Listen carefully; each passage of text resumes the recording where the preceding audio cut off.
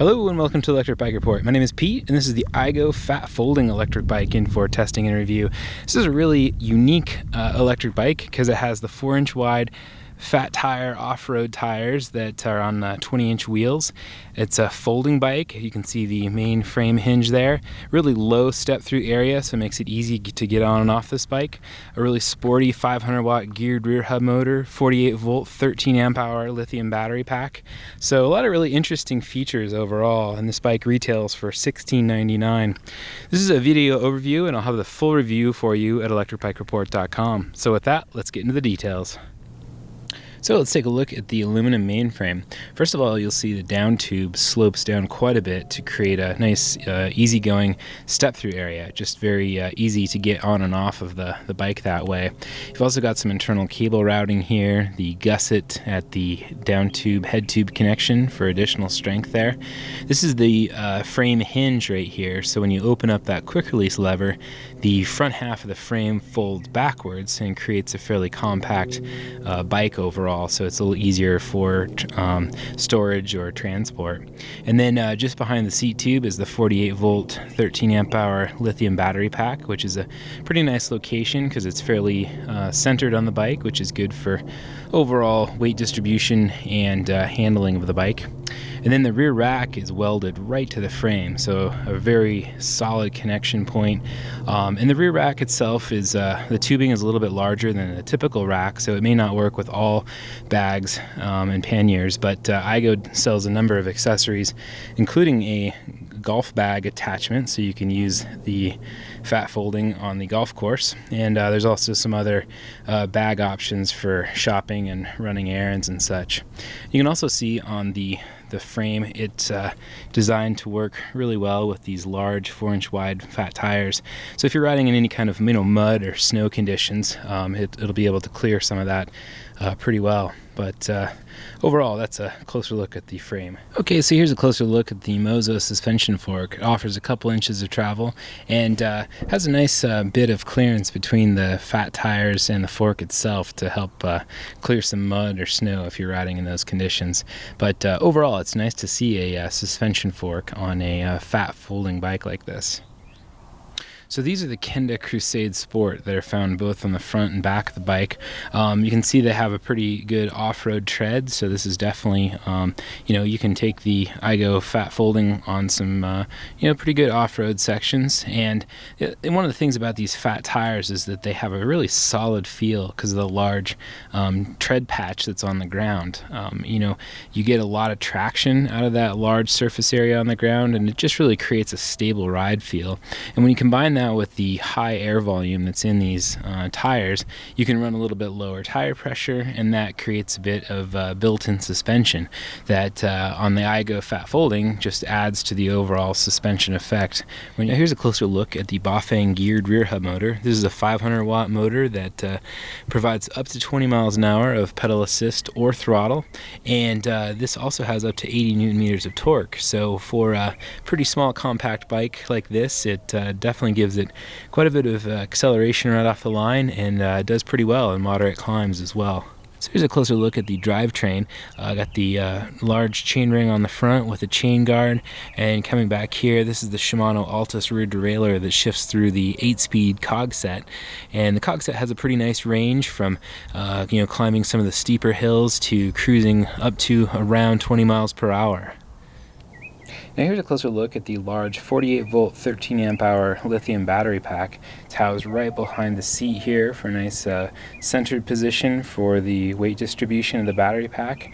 Right here is the charging port, so you flip that to the side and you can charge the battery when it's on the bike or when it's been removed from the bike. Okay, so on this side here, I've removed the seat and seat posts so we can show you the removal of the battery pack. On this side right here, this is the key to lock the battery in place as well as turn the whole system on. Right now I've got it unlocked, and pull out this lever here, and the battery pack pulls out just like that. And then to reinstall it, basically the same in reverse. Just put it down like that, turn the key, lock it into place, and then turn it on, and you're good to go. Now here's a look at the battery pack removed from the bike with the charger. The charger is about the size of a laptop charger, and the battery can be charged on or off the bike.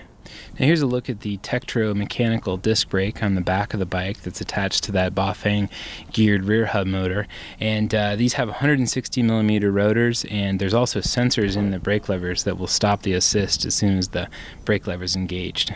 And then here's a closer look at the Tektro mechanical disc brake on the front of the bike on the Mozo suspension fork. Alright, let's take a look at the handlebar area. So first of all, you got a rubber grip on the left side here, the twist grip throttle that can be used with the pedal assist or without. You don't need to be pedaling if you don't want to. The throttle can also give you some additional boost in the lower pedal assist levels, so that helps through an intersection or up a hill. This is the front brake lever, the display and control pad. So you got information like your current speed, your battery level, your pedal assist levels, and there's 5 of those. So you can go through the pedal assist levels with the up and down arrows on the control pad here. You've got your odometer, and then if you hit this real quick, you've got trip distance, the battery voltage, and some other information there. This is the front headlight right here. You can turn that on or off like that. You can also use, if you hold this down, there's also the walk mode feature, and that helps when you're walking the bike upstairs or up a really steep hill. Gives you just a couple miles per hour of assistance with that. This is a quick release here, so you can adjust the angle of the handlebars. The bell here on the side, the Shimano 8-speed trigger shifter there, and the rear brake lever and grip. So here's a look at the brake lever. They have a rubber grippy surface to help with riding in all sorts of weather conditions. There's also the sensors that will stop the assist as soon as the brake levers are engaged, and that's a nice safety feature. So here's a look at the saddle. It has a mid-width profile to it with the center relief section there for a little bit of a comfortable ride. You've also got the Zoom suspension seat post, and this has about 1 inch of travel for smoothing out some of the rough roads and off-road conditions. Okay, so now let's take a look at how the iGo Fat Folding folds down.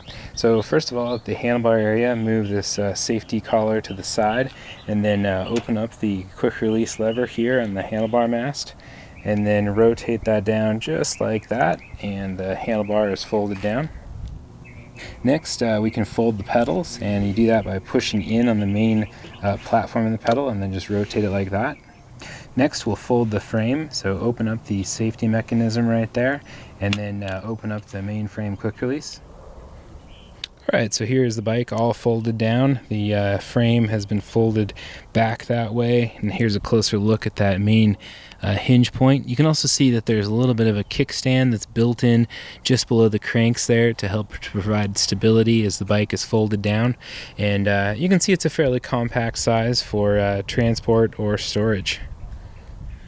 So one of the stock accessories that comes on the iGo Fat Folding is the headlight here that runs off of the main e-bike battery, so you don't have to worry about charging a separate battery for the headlight.